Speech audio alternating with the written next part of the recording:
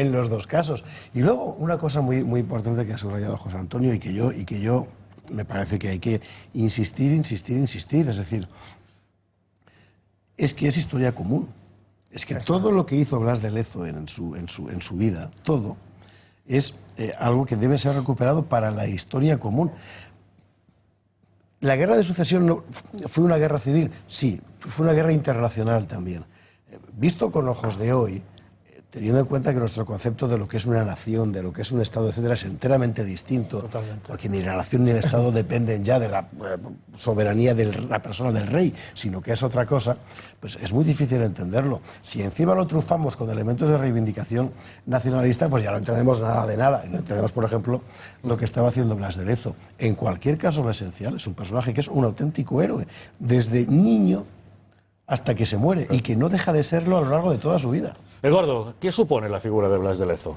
Bueno, Blas de Lezo es, después de don Álvaro de Bazán, es el gran almirante español que, al igual que don Álvaro de Bazán, cuenta toda su carrera militar por victorias. No sufre ni una sola derrota.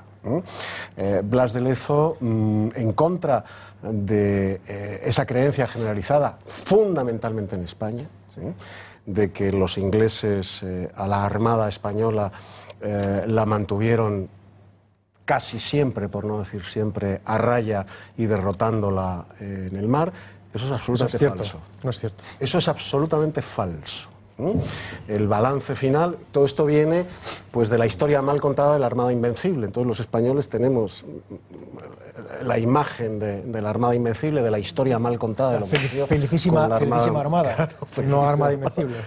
Bueno, pues hemos creído siempre, los bachilleres españoles, incluso los del antiguo plan, que España, la Armada española, fue siempre, o casi siempre, derrotada en el mar por la Armada inglesa.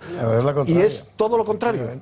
Es todo lo contrario. Todo lo contrario, es más. Todo lo contrario. Blas de Lezo es... Don José Antonio, Cartagena de Indias. Cartagena de Indias. Frente al capitán Vernon. Sí, el almirante Vernon. Que Blas de Lezo tiene solamente 6 naves. 3.600 hombres. Sí, frente a 186 naves y 23.500 hombres, sí, y les derrotó de una manera aplastante, sí, cuando Vernon lo daba por ganado antes de empezar. Exactamente, la batalla podía haber durado menos también, si no hubiera ese enfrentamiento. ¿Qué ocurrió ahí? Cuéntenos esa gran victoria. Realmente había un enfrentamiento. O sea, los ingleses aquejan la derrota del enfrentamiento entre Vernon y el general Wentworth. Lo que ocurre que también eso también hubo entre los bandos españoles, hubo enfrentamiento entre los dos. Bueno, entonces se estrellaron definitivamente cuando entran en la bahía. Allá se cree victorioso Vernon y entonces decide mandar el mensaje de que han ganado Cartagena. Y entonces es cuando se reparten esas medallas conmemorativas, de las cuales he recogido ahí algunas, en la cual pues aparece Vernon muy altivo, con un Lezo de rodillas, con las dos piernas, por supuesto, con las dos manos, ofreciéndole la espada, y diciendo, Vernon humilla el honor español. Entonces, pues, realmente, pues luego pues, empiezan a pasar el tiempo. Se jugó una baza muy importante, que es la baza de la climatología. Era época de lluvias, era el mes de mayo, empieza a haber falta de alimentación. Entonces, es una acción retardadora perfectamente organizada. Entonces, cuando llegan al castillo de San Felipe, yo entiendo, yo he visto por las composiciones que se han hecho con ordenador, gracias a composiciones virtuales, el equipo de los Jorge Molina y Jorge Pozo, pues se ve perfectamente por dónde subían los ingleses atacando. Entonces, si yo me pongo allí mismo y veo qué es lo que pasaba, gente que iba renegando, que a quien había que colgar de un palo era el almirante Vernon, lógicamente dijimos, vamos a abrir las puertas y vamos a comérnoslos, que es lo que ocurrió. Una carga con una tropa exigua en comparación, pero claro, fresca. No, pero ahí demostró Blas de Lezo que era un gran estratega, ¿no? Es que el camino, el libro de José Antonio lo cuenta muy bien, lo cuenta todo. Es decir, el detalle de la operación, y es fantástico porque lo ves hasta qué extremo puede una inteligencia, porque era un tipo muy valiente, pero sobre todo era un tipo muy listo, hasta qué extremo puede una inteligencia sacar el máximo partido de las propias fuerzas, que eran muy escasas, y del terreno, que eso sí, en fin, lo utilizó con una versatilidad, con un ingenio, con algo absolutamente fuera de lo Sí, común. yo lo que veo es una desconexión, sobre todo en los atacantes, una desconexión total. Decimos que los españoles estaban enfrentados el virrey, que lo estaba, con Lezo, Sí. pero realmente la desconexión entre la fuerza británica, entre el almirante Vernon y sus fuerzas de tierra era muchísimo mayor. De hecho, yo pienso que se trataba con demasiada altivez a la fuerza de infantería, como que lo mandaran por donde la mandaran, aquello iba a resultar. Que una vez que los barcos habían llegado, no habría ningún problema. De hecho, tenemos el epitafio de Vernon, el que una placa de piedra escriben allí, llegó hasta donde la victoria, obtuvo la victoria hasta donde los barcos le permitieron llegar. Le permitieron. Bueno, le permitieron llegar los barcos. ¿Qué ocurre? Su infantería no hizo nada, realmente se estrelló. No quieren reconocerlo. Esa placa y poco homenaje más. Acostumbrados a que los ingleses, con un almirante Nelson, lo pongan en una columna en Trafalgar Square. Pues sobre eso hay que hablar mucho. Y hagan grandes alardes. A Vernon medio lo han escondido porque les avergüenza terriblemente el varapalo que les sacudieron los españoles al mando de Lezo, ¿o no? Sí. Vergüenza británica absoluta. Totalmente. Con ese tema. Y usted acaba de mencionar el tema de El almirante del Nelson. Nelson. Nelson está ahí donde está de milagro. Nelson, vamos, un británico se siente muy británico, muy inglés, cuando ve aquella escultura, pues hay que reconocer que ese hombre tenía su defecto en la mano, porque fue capturado en Tenerife. El general Gutiérrez de Otero y Santayana era el defensor, que por supuesto también había defendido las Malvinas y las había obtenido recuperado para España. Este hombre pues tiene una escultura cutre en Tenerife que tenía que tener una como mínimo como la de Nelson. Y ahí está Nelson, que fue hecho prisionero y bajo promesa de que no iba a volver a atacar a los españoles, se le liberó. La milicia tinerfeña podía perfectamente haberlo fusilado y les habríamos quitado de en medio a un enemigo. No lo hizo. La historia y el valor de un hombre se puede contar en un libro o se puede contar en una estatua. ¿Qué nos dice una figura, Augusto, acerca de la persona a la que representa?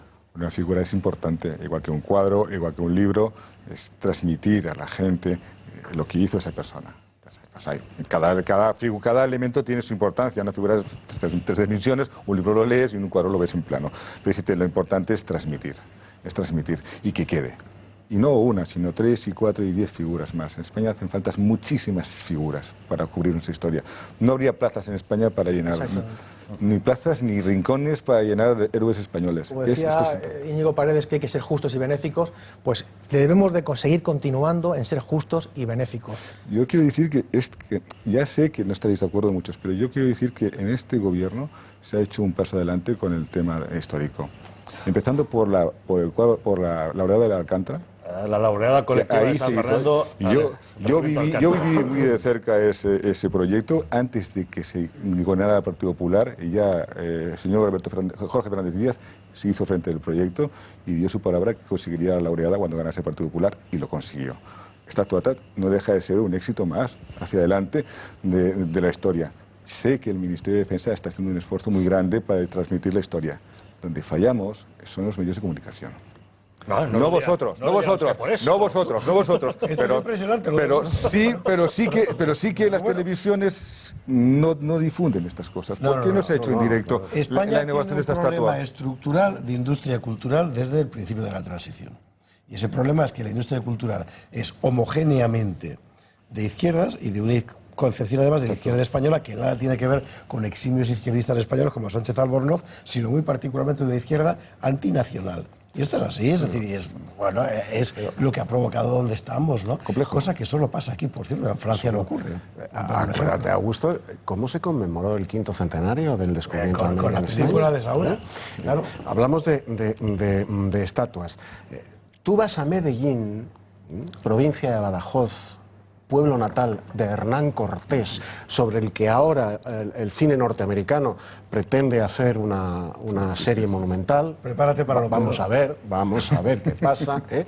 Bueno, pues vas a Medellín y en Medellín hay una estatua de Hernán Cortés, muy pequeña, muy pobre, puesta por las Fuerzas Armadas, por el Ministerio de Defensa, en el 500 aniversario del nacimiento de Cortés.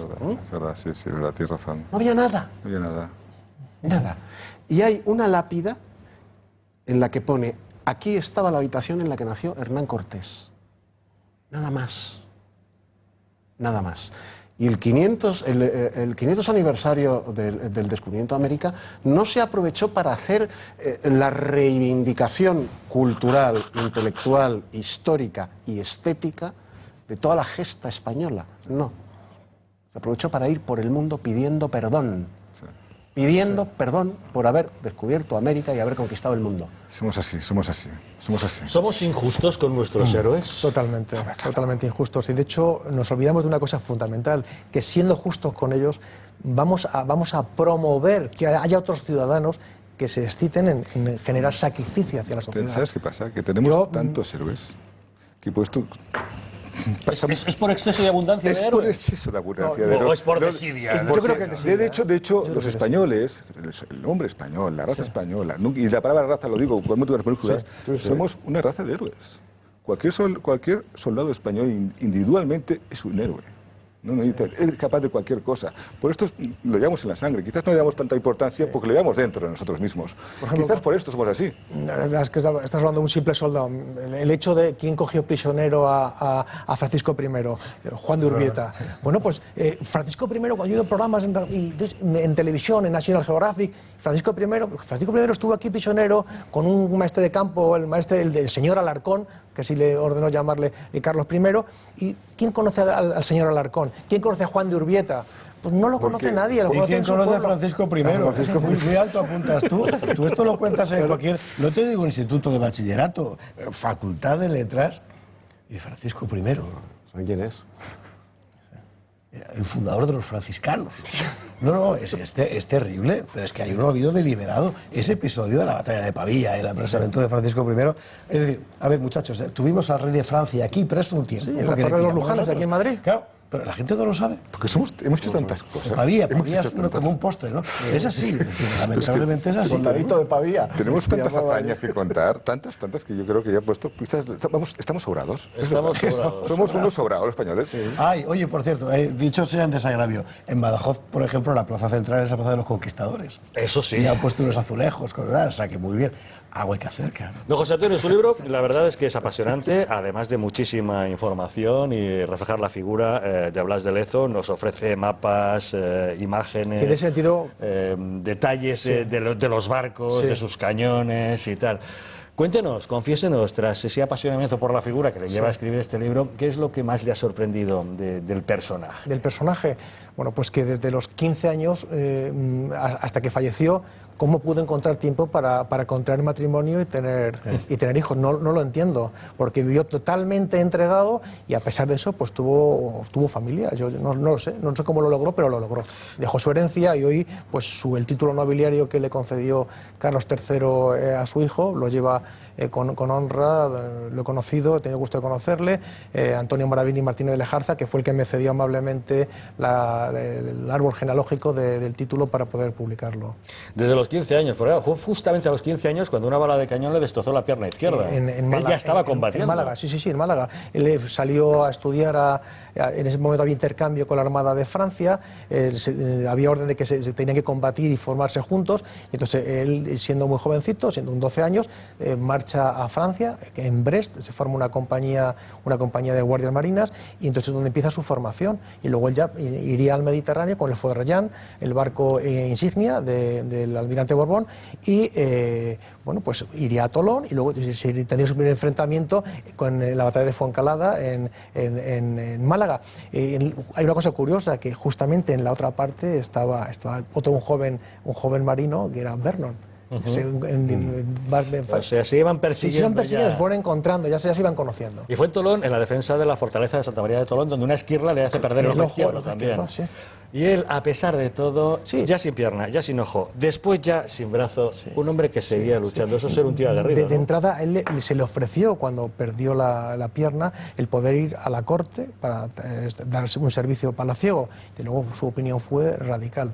No, dijo que no, él quería ser marino y quería seguir defendiendo la honra de España y de su rey. Y continuó así, hasta que terminaron sus días. En su brillantísima estrategia militar, ¿qué legado le deja a la Armada Española? O simplemente, yo creo, no a la Armada Española, yo creo que a cualquier militar de carrera, a cualquier soldado, lo que nos deja fundamentalmente es algo importante, que a los muchos, aunque seamos pocos, no debemos de temerle, lo digo ahí reiteradamente, y que sobre todo hay un elemento fundamental que el soldado español siempre ha demostrado, que es la voluntad de vencer. Voluntad de vencer, en cuanto que falla eso, aunque haya muchos medios, aunque haya mucha formación, mucha técnica, no sirve absolutamente para nada. Tenemos hombres, mandamos a hombres, y esos hombres, cuando tienen esa voluntad, eso que se decía en el Imperio, que el soldado se formaba pensando que si la espada del enemigo tocaba el costado del soldado, era como si tocara al mismo emperador. Esa mentalidad es la que hacía que un grupo de 50 soldados se plantaran frente a un puente y tuvieran a 3.000 enemigos, porque no consentían que esa espada les tocara a ellos, porque iba a atacar al propio emperador. Pues ya lo saben, Blas de Lezo y la defensa heroica de Cartagena de Indias. José Antonio Crespo Francés, muchísimas gracias por habernos acompañado hoy y aproximarnos algo más de la figura de Blas de Lezo, de la que vamos a seguir hablando. Gracias por haber estado con nosotros. Don Augusto, cuénteme, a la hora de decidirse por la figura de Blas de Lezo, ¿en qué se inspiró usted para hacer su famosa estatua? Bueno, hay un retrato de Blas de Lezo con coraza que me gustó muchísimo, y entonces también miré un poco la idea de las estatuas francesas de aquella época, que eran mucho más imperiales, y me gustaba la idea que fuera una estatua pues de un soldado más general, con la coraza y tal. Esta es la idea que tenía. Hemos visto que la que finalmente se ha inaugurado en los Jardines del Descubrimiento nos presenta a Blas de Lezo como más joven, ¿no? Sí. Este parece ya un poco más curtido por la batalla. Este ya más veterano. La estatua de Salvador Amaya es una estatua de un valiente pensativo, después de la batalla o ante la batalla, ya otra filosofía, otra visión del héroe. Ajá. Diferentes, pero las dos, a mí me encantan las dos, tanto la mía como la de Salvador.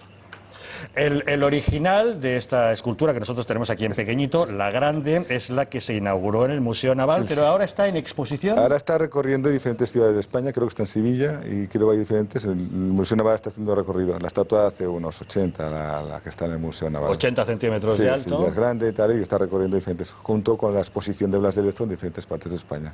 Ajá. Esparza, menudo personaje Blas de Lezo. Sí, es un personaje muy importante. Ha dicho antes José Antonio Crespo Francés una cosa importantísima, y es la siguiente, que la función pedagógica del héroe, ¿no? Es decir, contar la historia puede salir, gracias. De un héroe no es simplemente contar un relato, que ya es, porque es muy divertido, y para los que lo hacemos pues más divertido. Es además ofrecer a la gente un modelo de vida. Y esto lo ha sido siempre, siempre, excepto en nuestra época en la que, bueno, optamos más bien por mirar el mundo desde abajo, ¿no? y ensalzar a los antihéroes. Pero el héroe tiene una función pedagógica comunitaria fundamental, es enseñar cuál es un buen camino para emular. No todos vamos a ser Blas de Lezo, ni siquiera los tuertos, nos faltan cosas por perder. Bueno, pero tú ya te acercas un poco más que los demás. Algo tengo ganado. Pero el ejemplo de la vida de un tipo así le está diciendo a jóvenes y a mayores, bueno, así vale la pena vivir, ¿no? Y esa función pedagógica yo creo que es irrenunciable. Y cuando un pueblo o una comunidad pierde esa función pedagógica del héroe, a buen seguro va a tardar muy poco en descomponerse. De todos modos, ¿cómo nos cuesta reconocer a nuestros héroes? Antes Augusto nos hablaba de la laureada a la Alcántara. Por cierto, fantástica pintura la suya de la carga de la Alcántara, maravillosa, que refleja cómo los compañeros de la Alcántara están protegiendo la retirada de sus compañeros. No se trata de una carga en busca de la victoria, sino para inmolarse en defensa de sus propios compañeros que se retiran del Rif, ¿no? Sí, no, fue algo glorioso y era una cosa que estaba en deuda España y los gobiernos durante muchos años, que sigo insistiendo que este gobierno ha cumplido con lo comprometido, y ha cumplido, y ha hecho un acto de justicia. ¿Pero por qué nos cuesta tanto reconocer los actos heroicos? O quizá, permíteme que lo politice, ¿por qué la izquierda en España, cualquier cosa de reconocimiento al heroísmo militar, tiene que ser interpretado? No, es que esos son unos fachas. Es muy sencillo, es que durante muchísimos años, durante la dictadura del general Franco, pues claro, quizás la figura del ejército pues era una figura como más. Y la gente liga al ejército con la dictadura, cuando no tiene nada que ver. No tiene nada que ver. Entonces, además estamos recuperando historia que no es de la guerra civil, estamos en historia de todos los españoles. ¿Por qué la izquierda es así? No lo entiendo.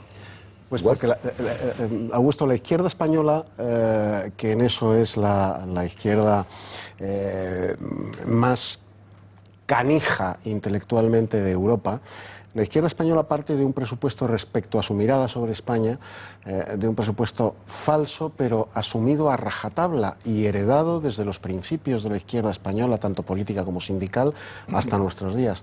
Y es el considerar a España como una mazmorra, como una cárcel de naciones libres, que lo fueron, Pero falso. negar a los héroes. Entonces, que son todo del lo pueblo. que ha construido esa España que la izquierda detesta intelectual y culturalmente, porque consideran que España es un error desde Covadonga hasta nuestros días, es un error que además esclaviza a las naciones libres de la península.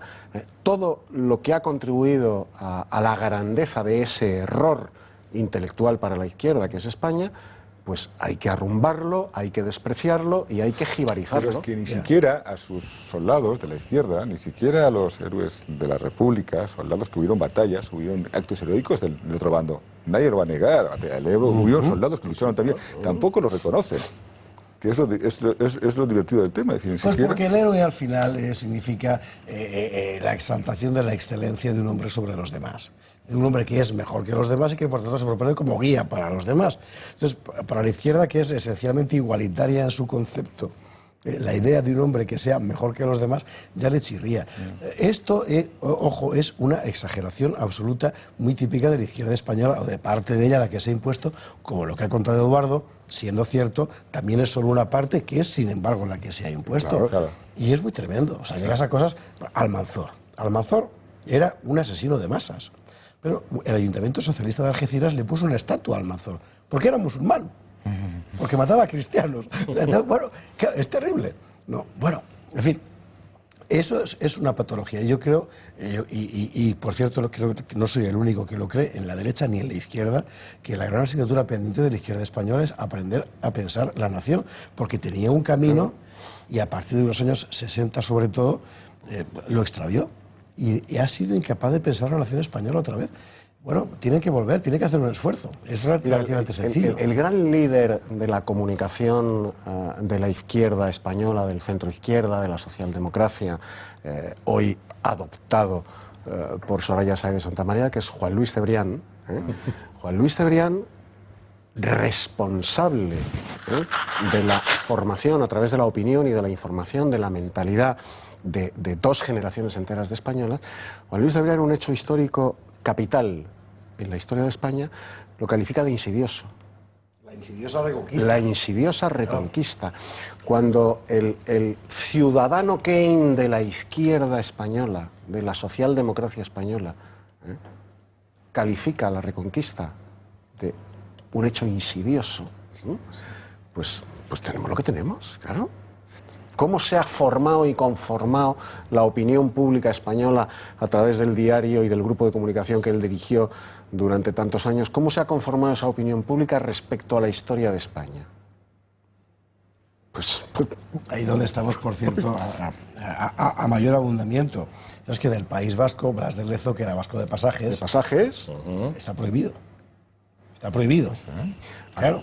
Claro. O sea, Ana Sagasti, como decía que era un Blas de Lezo fuera en Churruca, Ana Sagasti, ¿no? En el aniversario, en el aniversario de la batalla de Trafalgar, los 200 años de la batalla de Trafalgar, se le planteó al Partido Nacionalista Vasco, bueno, pues hacer un homenaje a Churruca, que era vasco como Blas de Lezo, al almirante Churruca. Y Ana Sagasti dijo que Churruca que no había que hacer ningún homenaje a Churruca, porque Churruca, al fin y al cabo, había sido un cipayo al servicio de la corona de Castilla. Pues todos los vascos han sido cipayos por España. Todos los héroes son vascos. Hay muchos vascos. Pues eso. Pero ¿qué está pasando hoy en Cataluña? Por ejemplo, algo de lo que ha hablado esta mañana José Javier en el streaming. ¿Qué está pasando en Cataluña con el general Prim? Es verdad. ¿Qué está pasando en Cataluña con el general Prim? Es tremendo. Es tremendo. El cementerio donde está enterrado ha sido profanado. Sobre su tumba se han escrito verdaderas atrocidades. Su estatua en Reus, en la Plaza Mayor de Reus, que por cierto es una plaza mayor preciosa, su estatua en Reus es algo que está lleno de excrementos de paloma que nadie se ocupa de adecentar. Y la memoria colectiva del general Prim en Cataluña es algo absolutamente reprobable, pues como lo es la de Churruca en el País Vasco y la de Blas de Lezo. Un día de estos, en El Gato, tendremos que hacer un especial para hablar del general Prim, porque también Emilio da para de Diego mucho. acaba de publicar